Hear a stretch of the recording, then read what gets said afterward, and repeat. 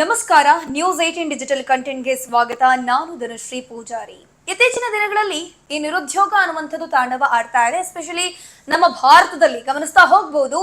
ತುಂಬಾ ಜನ ಒಂದು MBA, MCom, MCA ಹೀಗೆ ಹಲವಾರು ಪದವಿಗಳನ್ನು ಹೊಂದಿರ್ತಾರೆ. ಆದ್ರೆ ಅವರಿಗೆ ಪ್ರತಿಷ್ಠಿತ ಕಂಪನಿಗಳಲ್ಲಿ ಕೆಲಸ ಸಿಗೋದಿಲ್ಲ. ಪ್ರತಿಷ್ಠಿತ ಬಿಡಿ, ಒಂದು ನಾರ್ಮಲ್ ಕಂಪನಿಯಲ್ಲೂ ಕೂಡ ಎಂಪ್ಲಾಯ್ಮೆಂಟ್ ಅನ್ನುವಂಥದ್ದು ಹೈಯರ್ ಮಾಡೋಕೆ ಅಲ್ಲಿನ ಮ್ಯಾನೇಜ್ಮೆಂಟ್ ಮುಂದೆ ಹಿಂದೆ ನೋಡ್ತಾ ಇದೆ. ಬಿಕಾಸ್ ಈಗ ಟೆಕ್ನಾಲಜಿ ಅನ್ನುವಂಥದ್ದು ಮುಂದುವರೆದಿದೆ. 100ರಲ್ಲಿ ಒಂದು 70% ಕೆಲಸವನ್ನ ಟೆಕ್ನಾಲಜಿ ಅನ್ನುವಂಥದ್ದು, ಆರ್ಟಿಫಿಷಿಯಲ್ ಇಂಟೆಲಿಜೆನ್ಸ್ ಅನ್ನುವಂಥದ್ದು ಮಾಡ್ತಾ ಇದೆ. ಸೊ ಯಾವಾಗ ಈ ಒಂದು ಆರ್ಟಿಫಿಷಿಯಲ್ ಇಂಟೆಲಿಜೆನ್ಸ್ ಅನ್ನುವಂಥದ್ದು ಇಂಟ್ರಡ್ಯೂಸ್ ಆಗುತ್ತೆ ನೋಡಿ, ಅದರಿಂದಾಗಿ ತುಂಬಾ ಜನರ ಕೆಲಸ ಹೋಗುತ್ತೆ. ಮ್ಯಾನೇಜ್ಮೆಂಟ್ಗಳು ಏನ್ ಮಾಡಿದ್ರೆ ಕೆಲಸದಿಂದ ಕಿತ್ ಹಾಕ್ತಾ ಇದ್ದಾರೆ. ಇನ್ಫಾರ್ಮೇ ಮಾಡದೆ ಕೆಲಸದಿಂದ ಕಿತ್ ಹಾಕುವಂತಹ ಕೆಲಸಗಳು ಬೆಂಗಳೂರಿನಲ್ಲೂ ಕೂಡ ಆಗ್ತಾ ಇದೆ. ಗಮನಿಸ್ತಾ ಹೋಗ್ಬೋದು. ಈ ರೀತಿ ನಿರುದ್ಯೋಗದ ಸಮಸ್ಯೆ ನಮ್ಮ ಭಾರತದಲ್ಲಿ ಕಾಡ್ತಾ ಇದೆ. ನಮ್ಮ ರಾಜ್ಯ ಸರ್ಕಾರ ಇರಬಹುದು, ಕೇಂದ್ರ ಸರ್ಕಾರ ಇರಬಹುದು, ನಿರುದ್ಯೋಗವನ್ನ ಕಡಿಮೆ ಮಾಡುವಂತಹ ನಿಟ್ಟಿನಲ್ಲಿ ಹಲವಾರು ಯೋಜನೆಗಳನ್ನ ಜಾರಿಗೆ ತರ್ತಾ ಇದ್ದಾರೆ. ಒಂದಷ್ಟು ಲೋನ್ಸ್ಗಳನ್ನ, ಸಬ್ಸಿಡಿ ಲೋನ್ಸ್ಗಳನ್ನ ಕೊಡ್ತಾ ಇದ್ದಾರೆ. ಯಾಕಂದ್ರೆ ಸ್ವಂತ ಉದ್ಯೋಗವನ್ನ ಯುವಕ ಯುವತಿಯರು ಮಾಡಬೇಕು, ಅವರ ಕಾಲಲ್ಲಿ ಅವ್ರು ನಿಲ್ಬೇಕು ಅನ್ನುವಂಥ ದೃಷ್ಟಿಯಿಂದ ನಮ್ಮ ರಾಜ್ಯ ಮತ್ತು ಕೇಂದ್ರ ಸರ್ಕಾರ ಸತತವಾಗಿ ಒಂದಷ್ಟು ಯೋಜನೆಗಳನ್ನ ಜಾರಿಗೆ ತರ್ತಾ ಇದೆ. ನಮ್ಮಲ್ಲಿ ಕೆಲ್ಸಕ್ಕಿಷ್ಟು ಕಷ್ಟ ಆಗ್ತಾ ಇದೆ, ಒಂದು ಕೆಲಸ ಸಿಗಬೇಕು ಅಂತಂದ್ರೆ ಎಷ್ಟು ಜನರು ಪರದಾಟ ನಡೆಸಿದ್ದಾರೆ ಅಂತನ್ನುವಂತಹ ಹೊತ್ತಲ್ಲೇ ರಷ್ಯಾದಲ್ಲಿ ಒಂದೊಳ್ಳೆ ಅವಕಾಶಗಳು ಸಿಗ್ತಾ ಇದೆ.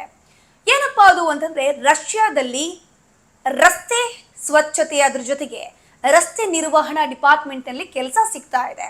ಸೊ ಇಲ್ಲಿ ಗಮನಿಸ್ತಾ ಹೋಗ್ಬೋದು. ರಷ್ಯಾ ಅನ್ನುವಂಥದ್ದು ಬಹಳ ಚಿಕ್ಕ ದೇಶ ಅಲ್ಲ, ಪ್ರಭಾವಶಾಲಿ ದೇಶ, ಒಂದಷ್ಟು ಶಕ್ತಿಯುಳ್ಳಂತಹ ದೇಶ. ಅಲ್ಲಿ ಈಗ ಉದ್ಯೋಗಗಳು ರಾಶಿಯಾಗಿ ಸಿಗ್ತಾ ಇದೆಯಂತೆ. ಬಟ್ ಅಲ್ಲಿ ಎಂಪ್ಲಾಯೀಸ್ಗಳೇ ಸಿಗ್ತಾ ಇಲ್ಲ ಕೆಲಸಕ್ಕೆ ಅನ್ನುವಂಥದ್ದು ಅಲ್ಲಿನ ಸರ್ಕಾರದ ಒಂದು ಬೇಸರದ ಮಾತು. ಗಮನಿಸ್ತಾ ಹೋಗ್ಬಹುದು. ಅಲ್ಲಿನ ರಸ್ತೆ ನಿರ್ವಹಣಾ ಸಂಸ್ಥೆಯ ಹೆಸರು ಕೊಲೊಮ್ಯಾಜೋಸ್ಕ್ ಅಂತ. ಈ ಒಂದು ಸಂಸ್ಥೆ ಈಗಾಗಲೇ 17 ಜನ ಭಾರತೀಯರನ್ನ ಅಲ್ಲಿ ಎಂಪ್ಲಾಯ್ಮೆಂಟ್ಗೆ ತೆಗೆದುಕೊಂಡು ಬಿಟ್ಟಿದ್ದಾರೆ, ಕೆಲ್ಸಕ್ಕೆ ತಗೊಂಡ್ಬಿಟ್ಟಿದ್ದಾರೆ.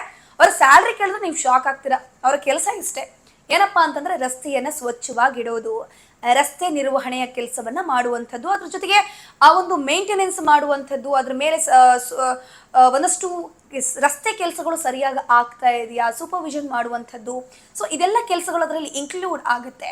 ಸೊ ಅವರ ಸ್ಯಾಲ್ರಿ ಎಷ್ಟು ಅಂತ ಕೇಳಿದ್ರೆ ನೀವು ನಿಜವಾಗ್ಲೂ ಶಾಕ್ ಆಗ್ತೀರಾ. IT ಎಂಪ್ಲಾಯೀಸ್ಗಳಿಗೂ ಕೂಡ ಇಷ್ಟೊಂದು ಸ್ಯಾಲ್ರಿ ಇರೋದಿಲ್ಲ, ಬೇಸಿಕ್ ಸ್ಯಾಲ್ರಿ ಅಂತ ಇದು. ಅಲ್ಲಿನ ಎಂಪ್ಲಾಯೀಸ್ಗಳಿಗೆ ಒಂದು ತಿಂಗಳ ಸಂಬಳ 1 ಲಕ್ಷ ರೂಪಾಯಿ, ಅಂದ್ರೆ ಭಾರತದ ಸುಮಾರು 1 ಲಕ್ಷ ರೂಪಾಯಿಗೆ ಸಮಾನ. ಅಂದ್ರೆ ಒಂದು ತಿಂಗಳಿಗೆ 1 ಲಕ್ಷ ರೂಪಾಯಿ ಬರೀ ರಸ್ತೆ ಕ್ಲೀನ್ ಮಾಡ್ಕೊಂಡ್ರೆ ಸಾಕು, ಅಲ್ಲಿ ದುಡಿಬಹುದು ಅನ್ನುವಂಥದ್ದು ಇಲ್ಲಿ ಮೇನ್ ವಿಚಾರ.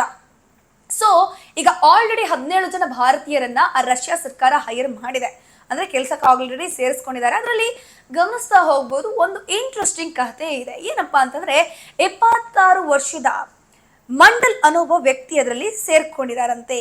76 ವರ್ಷದ ಮುಖೇಶ್ ಮಂಡಲ್ ಒಂದು ಇಂಟರ್ವ್ಯೂ ಅಲ್ಲಿ ಒಂದು ಸ್ಟೇಟ್ಮೆಂಟ್ ಅನ್ನ ಕೊಡ್ತಾರೆ. ಏನಪ್ಪಾ ಅಂತಂದ್ರೆ, ಆತ ಈಗ ರಸ್ತೆ ನಿರ್ವಹಣೆಯ ಕೆಲಸಕ್ಕೆ ಸೇರ್ಕೊಂಡಿದಾರಲ್ವಾ.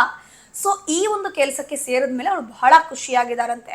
ಹಾಗಾದ್ರೆ ಅವ್ರು ಈ ಹಿಂದೆ ಏನ್ ಕೆಲಸ ಮಾಡ್ತಿದ್ರು ಅಂತ ಕೇಳಿದಾಗ ಇಂಟರ್ವ್ಯೂವರ್ ಅವ್ರೊಂದು ಸ್ಟೇಟ್ಮೆಂಟ್ ಕೊಡ್ತಾರೆ. ಕೇಳಿದ್ರೆ ಎಲ್ರಿಗೂ ಶಾಕ್ ಆಗುತ್ತೆ. ಬಿಕಾಸ್ ಆತ ಒಬ್ಬ ಸಾಫ್ಟ್ವೇರ್ ಇಂಜಿನಿಯರ್, ಅಂದ್ರೆ ಒಬ್ಬ ಆಪ್ ಡೆವಲಪರ್. ಅವರು ಸುಮಾರು ವರ್ಷಗಳಿಂದ ಒಂದು IT ಕಂಪನಿಗಳಲ್ಲಿ ಕೆಲಸವನ್ನ ಮಾಡ್ಕೊಂಡು ಬಂದಿರ್ತಾರಂತೆ. ಸೊ ಅವರು ಟೂಲ್ಸ್ಗಳಿರಬಹುದು, ಚಾಟ್ ಬಾಟ್ಸ್ಗಳಿರಬಹುದು, GPT ಟೂಲ್ಗಳಿರಬಹುದು.